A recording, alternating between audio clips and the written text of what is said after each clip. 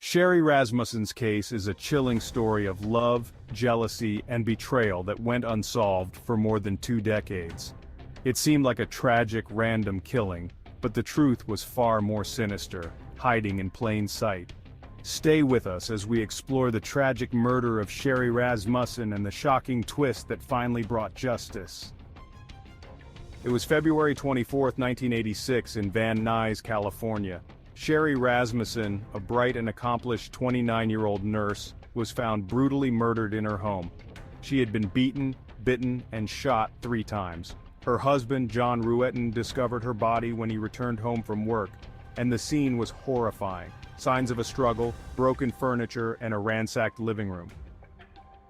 The initial theory was that it was a botched burglary. The police quickly concluded that Sherri had been killed by intruders who were startled when they found her at home. Despite the violence of the scene, there was little to suggest a clear motive, and the case soon went cold. But there was a critical piece of evidence that went largely ignored: a bite mark on Sherri's arm, which could have led investigators in a completely different direction.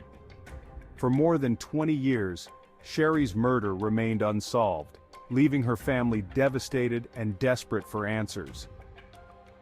Her father, Nels Rasmussen, was convinced from the beginning that the true suspect had been overlooked. He believed that Sherri was murdered by Stephanie Lazarus, a Los Angeles Police Department detective who had once been romantically involved with John, Sherri's husband. Nels repeatedly went to the police with his suspicions, but his pleas were dismissed and the case remained closed. It wasn't until 2009, when cold case detectives reviewed Sherri's file, that they began to piece together what had really happened. The case was reopened, and investigators focused on the bite mark found on Sherri's arm. This time they used modern DNA testing methods which weren't available in 1986. The results were shocking.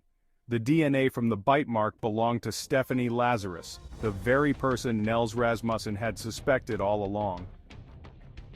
With this new evidence, the police launched a covert investigation into Lazarus, who had been with the LAPD for years and had risen through the ranks. They carefully collected more of her DNA from a cup she discarded and confirmed the match.